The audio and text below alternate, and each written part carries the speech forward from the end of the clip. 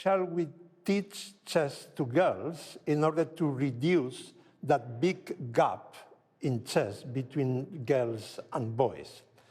Our next speaker, Jerry Nash, is many things, but we can summarize it saying that he's one of the world's more prominent experts on chess in education.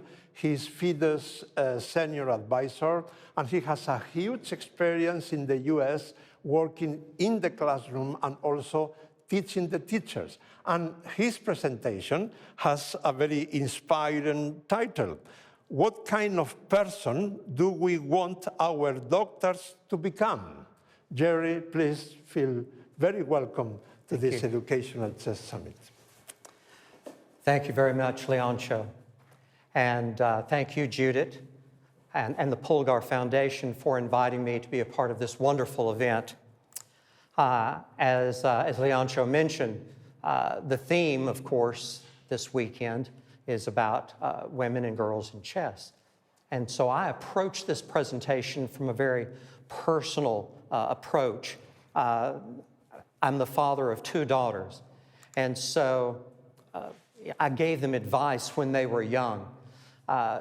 Some of the advice I'm pretty sure they ignored, like the part where I said don't date until you're 30, and also clean up your room. That part kind of went out the window. But there were other aspects of advice which I think they did take seriously. One of them was learn how to learn, because the career that you may wind up in may not even exist yet, so you need to learn how to learn. Second was, don't let others define who you are. Don't let them make the choices of who you're going to be, because they don't have to live the consequences of those choices. You do. So don't let others define who you are. And finally, I told them, follow your dreams. So what's missing? Well, for many girls, they're missing that voice of encouragement, that voice of affirmation. Often what they hear is, you can't, you shouldn't, this is not for you. Maybe there's no voice at all. Or maybe it's the voice of someone saying, oh, we don't have time for you right now, which is another way of saying, you don't really matter. So what we must do is to decide what kind of person we want our daughters to become, and then help them to achieve that. Several aspects of this. First of all, we want our daughters to be persistent. Yes, of course there are going to be obstacles. There are going to be setbacks. There will be failures. But we want them to be resilient and persist in overcoming these obstacles, to persist in solving the problems that arise. Just as on a chessboard, we teach students to be persistent in problem solving, we have to connect this to real life so that they are persistent in achieving their goals. What else? We want them to be empathetic.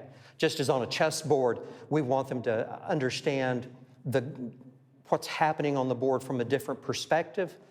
But there's another aspect of this. It's not just understanding why they made that move. It's understanding that they have a story as well, and we need to empathize because their story is important as well. We want them to be reflective. Part of any successful person is the fact that they know how to think about their thinking. Reflection on how they've thought, how they've made a decision, and then thinking about how do I change that? Because metacognition is the pathway to change. We have to think about how we think. So being a reflective thinker, an adaptive thinker, because the situation will change. And how do we need to adapt to that? So we have to be a reflective, adaptive thinker. What else? We need them to be self-confident. One of the things that we know when students, especially young students, begin to play chess, they develop a self-confidence, a self-esteem, because they are now able to do something that many people cannot.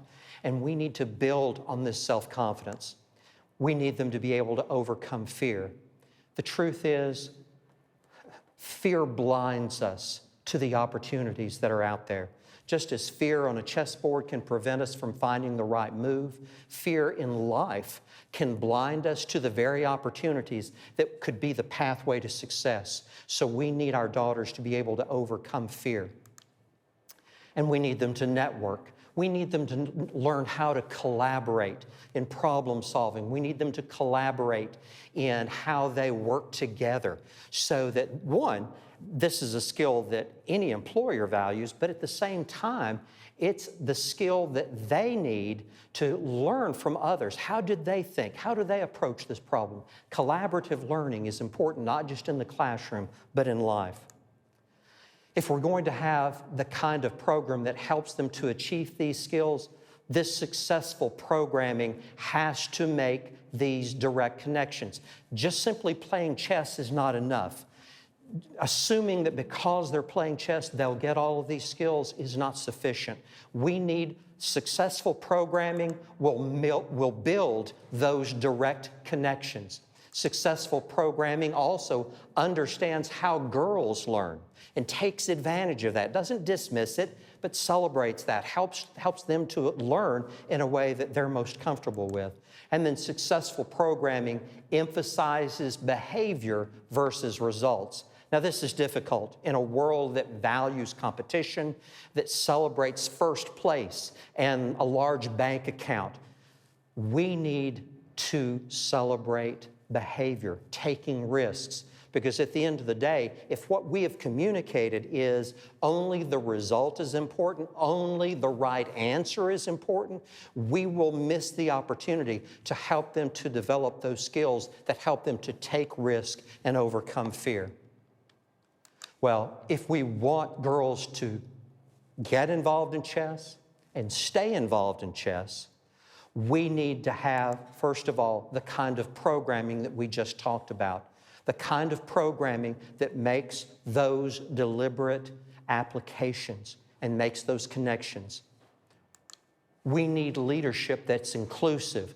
We need everyone at the table. We need all the voices involved to help us to determine what kinds of programs and activities that will help girls to stay involved. And finally, we need, and they need, those role models. They need to see people who are already doing the kinds of things that they could be involved in. If they don't see themselves in that infrastructure, they will assume it's not for them. So we need everyone, and they need to see those role models. And I want to talk about several role models. If we had 2 or 3 hours, we couldn't cover all of the people that are making a difference in this world. But I've selected 3 that I know personally. First of all, Deanna Dingler, who teaches school in Singapore but also does work in Europe. One of her favorite stories is about a young girl that had significant health issues.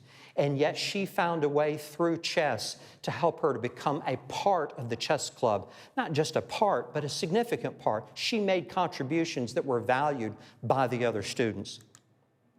Ansel Lobsher in South Africa not only is a skilled chess player, but she reaches out by training other teachers. One of her favorite proverbs, an African proverb, I'll quote the last part of it, says, "When you educate a woman, you educate the world." And Ansel reaches out in her region by training teachers and making a difference in their lives. And of course, Judith Polgar. When she left competitive chess, she took chess in a different direction. And she became a world leader in chess as an educational tool. And she's having an impact not just here in Budapest, not just in Hungary, but globally. Now, I told you that this was a very personal approach. So I would be remiss if I did not include my wife, Ruth, who's been a classroom teacher for 25 years. She, for me, embodies what every teacher wants to become. Every day, she greets her students in the classroom. As they walk in, she compliments them on a new bow in their hair, or a new haircut, or new shoes. She tells them, once you're my student, you are my student for life. And they know that she cares about them. So she makes an impact not only on those students, but on the teachers around her. And to be honest with you, much of what I know as a teacher and as a trainer of teachers comes from observing her as a model. and I'm proud of who she is and how she makes a difference in the world around her. I'm proud of what my daughters have become. Both of them achieved master's degrees, taught English at a university in Qatar. Rebecca, on the left, is also teaching English now at a university in Saudi Arabia.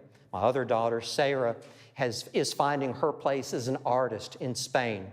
I'm proud of who they are and the fact that they are still pursuing their dreams even as they overcome every obstacle that's in their path. Those of us in chess education, we understand that chess has the power to transform lives. We can help this happen by helping our daughters take their proper place in the world to be salt and light and make a difference. But how do we do that? Well, so many girls need these skills, not just girls, but all young people. But our theme this weekend is about how we help girls to stay involved. We help them by helping them to gain the skills that will help them to be successful in and beyond the classroom. When we do that, they will in turn make a difference for the next generation. So we owe it to our world to help them make that difference. We do that by building the kind of programming that makes those connections, helps them to stay involved, and keeps those role models in front of them. Chess and education is one of the keys to helping make a difference in our society. That's why we're involved. The Chess and Education Commission for FIDE is committed to building this kind of programming, and I hope you will join us in this ongoing effort. If you would like, you can reach out to one of the emails that you saw on the screen when we first started.